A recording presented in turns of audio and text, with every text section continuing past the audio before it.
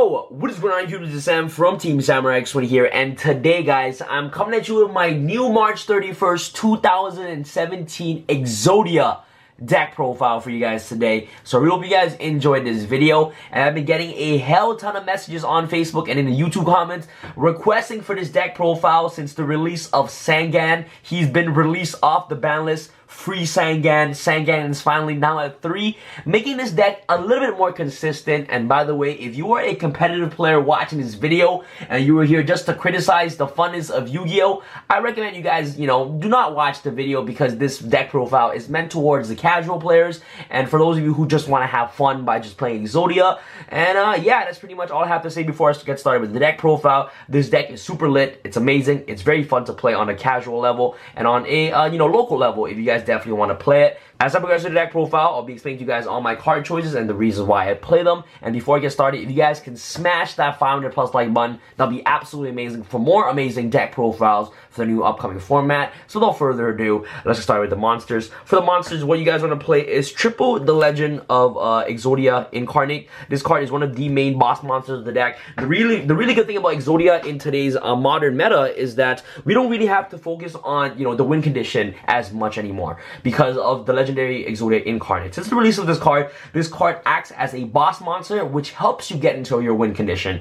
But if this card is on the field while you have 5 pieces of Exodia in the graveyard, this card becomes 5,000 attack because he gains 1,000 attack for each Exodia pieces that you have in the grave. So if you have 1 piece in the grave, he gains 1,000. If you have 2 pieces, 2,000. 3, you guys all know where I'm going with this. If you have 5 pieces, he has 5,000 attack, which is very beefy. During the end phase, you basically get to add an Exodia piece from your graveyard back to your hand, which is really awesome, and that's how he's able to help you get into your win condition. But other than that, he's used as a beater, which he's untargetable. That's the number one thing. He's not even untargetable. He's unaffected by other card effects. So anything that would target him or anything that would affect him on the field, he cannot be affected by card effects, which is very powerful. So triple the Exodia legendary Exodia Incarnate is definitely a must-off in the deck. And if he dies and sends to the graveyard, you can reveal any number of Forbidden 1 monsters in your hand, and if you draw 1 card for each. So can you imagine if you have 3 pieces of the Exodia piece in your hand, if this card is destroyed by battle, you basically send it to the graveyard, activate its effect, reveal the 3 that you have in your hand, you draw 3 cards. That's actually pretty good. And next off to Exodia pieces. So of course, Exodia, the Forbidden 1, the head, the big boss, the right leg, what is it called? The left leg, the right arm, the left arm, and of course the right arm right here, making the Exodia pieces right here. That looks super beautiful, man. This is why I love Yu-Gi-Oh, because you can play decks like this. It's insane. I love Yu-Gi so much, and the nostalgia of Yu-Gi-Oh, each time I pick up this deck, it just brings me back so many childhood memories, and that's why I love playing Exodia so much. So of course the 5 pieces of Exodia, very standard, and these guys are your win condition. And let me emphasize it again, the really good thing about this deck is that because of the release of the legendary Exodia Incarnate, you don't really focus too much on the win condition. The win condition is just another extra that you can have in your own deck to have another way to win the game. You can just simply beat down your opponent with legendary Exodia Incarnate, and I'll explain to you guys that throughout the end of the video. So that's pretty much it. Your 5 pieces. After your supporting engine, you want to play Triple Battle Fader. Fader does stops the battle phase, and it's really important to play this deck because you're trying to stall as much as possible until you draw into your pieces and until you draw into the legendary Exodia Incarnates. So Triple Battle Fader. Next off, you want to play Triple Card D. Oh my goodness, okay, you summon card D, go to end phase, hopefully draw to Battle Fader, or if you already have a Battle Fader in your hand, you're pretty much set. Card D is just really amazing overall. Next off, Triple Sangan. Holy macaroni, guys. I am super happy that Konami finally freed Sangan, okay? Sangan is finally free. He's unleashed from the ban list. I am super happy. If you guys don't know what Sangan does, Sangan basically searches your Exodia pieces, and the errata, it basically says that you basically cannot use the effect of that monster for the rest of the turn, whichever monster you search. But the Exodia pieces doesn't have the effect. It's just like a win condition, so it doesn't really activate. You have all 4 pieces, Sangan dies, search the last piece, and you just basically win the game. The Sangan is just really good at that. Helps you search your card Ds. Sangan is just really good overall. Helps speeds up the deck a lot, and it's one of the cards that Exodia was missing all this time, and I'm finally glad that Sangan is finally back at 3. You play is 1 Curry Bandit. Oh my god, this card is so good.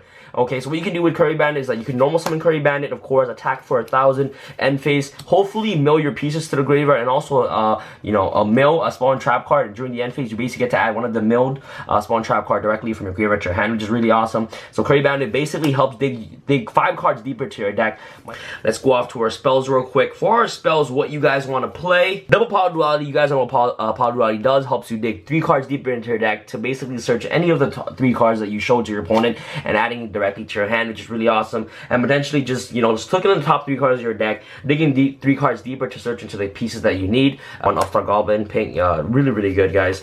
Double Dark Factory of Mass Production. You guys know what this card does. Mass Production is just really good, comboing off really well with Hand Destruction as well, because you can activate Mass Factory of Mass Destruction, Mass Production, okay? Add the 2 pieces in your graveyard to your hand. If you have all 3 pieces already, you add the missing 2 from your graveyard to your hand, and then you have GG no read, the win condition right there. And that's why, you know, the Exodia Incarnate is just so good, because during the end phase, you basically get to add each piece from your graveyard to your hand. If you're, let's say that you already have 2-3 pieces in the hand, you can activate Dark Factory or Mass Production, and then it will just be game depending on how many pieces that you have in your hand. So Dark Factory Mass Production is really good card of wall, and it's really good with Hand Destruction. As I said before, you basically you know, activate Mass Factory, Dark Factory, you know, add the pieces to your hand, normal summon 1 piece, tribute for Incarnate, and then activate Hand Destruction to ditch the other piece, and you know, add another card from your hand to draw 2 cards. That way that you're fetching your graveyard, you're basically feeding your graveyard with more Exodia pieces for Incarnate to basically be buffed, so which is really awesome. So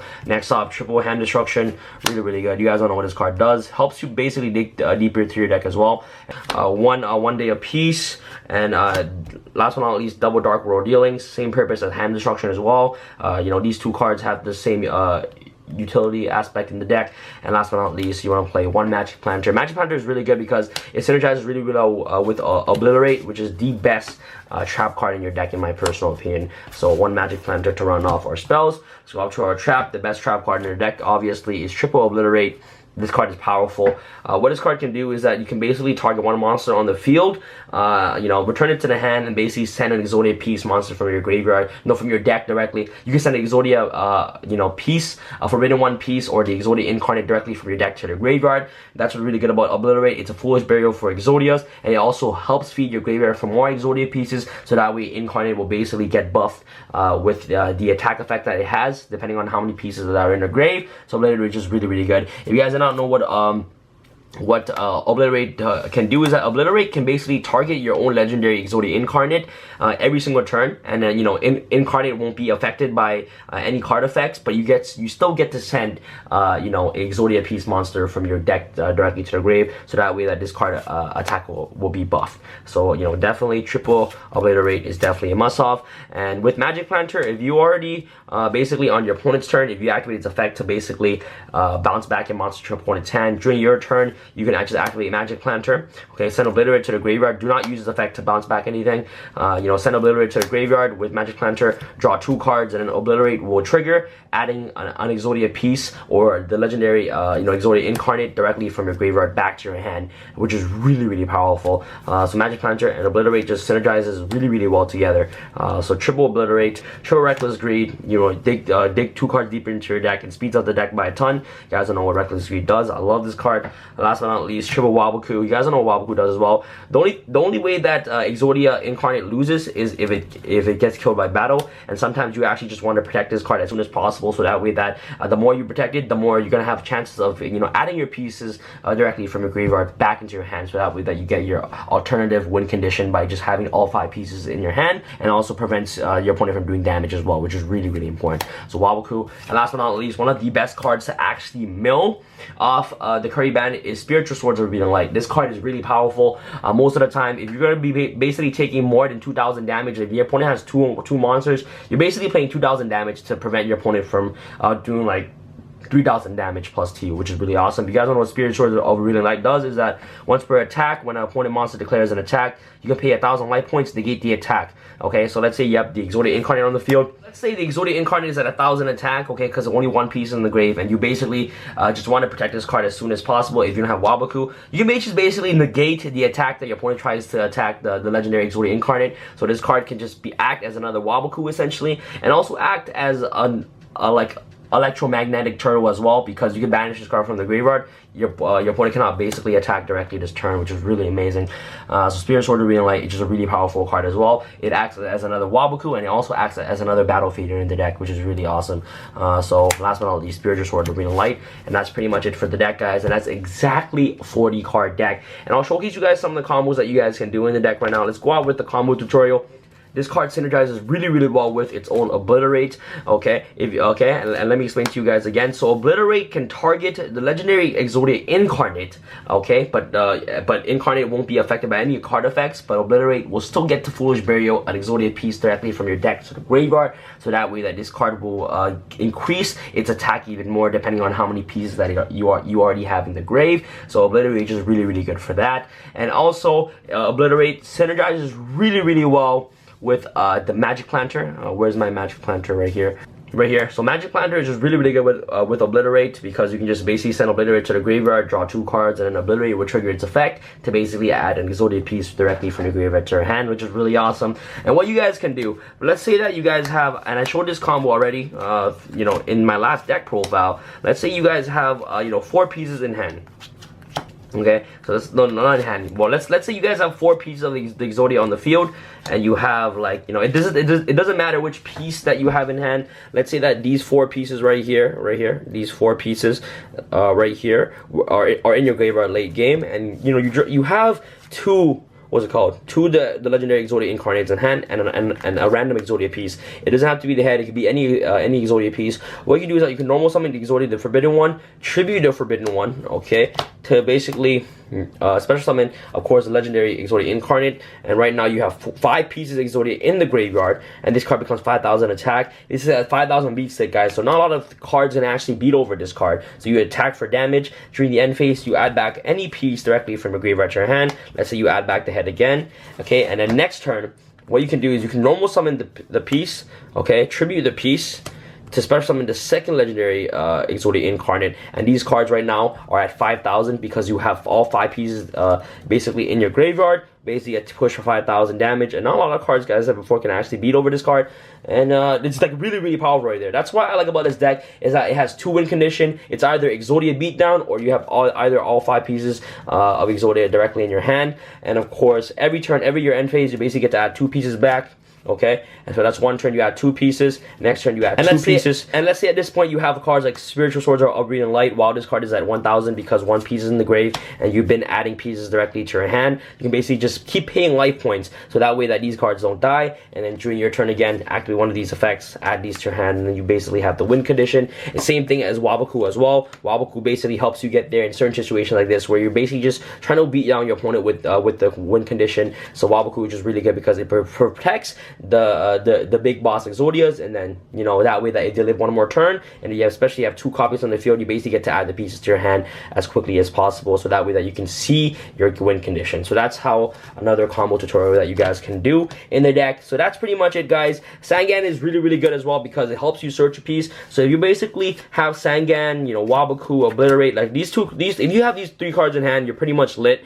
Because what you can do is that you can just basically set Sangan, set Obliterate. You know, your opponent kills Sangan. Okay, Sangan, search a piece, and you have Incarnate in hand, and then end phase, activate Obliterate, ditch another piece to the grave, bounce back your opponent's monster. Okay, and now you have 1 piece in hand, 1 piece in grave. Okay, you draw for turn, you draw anything.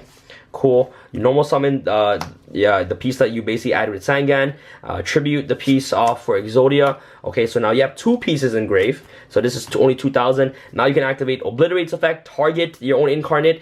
Incarnate will not get returned to hand. You ditch another piece directly from your graveyard right there. Like, you ditch another piece. So now he's at 3,000. Attack your opponent directly, or kill a monster because this card is at 3,000, which is pretty big. And then end turn. Next turn, what you can do is that your opponent summons a monster. Oh no, during the end phase, you basically get to add this directly from your hand, any pieces directly from your hand. That's pretty awesome. And if he were to die, you basically shoulder your opponent this, you draw 1 card. But let's say that he does live, your opponent tries to summon something, try to kill over the Exodia. You can activate Obliterate, target their monster, send another piece to the graveyard, the cards become 3,000 again. And like, it's just really amazing because it can, every single turn, it can keep dumping, you know, filling your graveyard with Exodia pieces. So this card will become really, really big, 5,000 maximum, which is really, really awesome. So that's some cool tutorials on what you guys can do in the deck. So that's pretty much it for this deck profile, guys. If you guys enjoyed this deck profile, make sure you guys smash that 500+ like button for more amazing Exodia deck profile. And that's pretty much it for this video. And this is Sam from Team SamuraiX1 signing out. Alright, guys. Peace.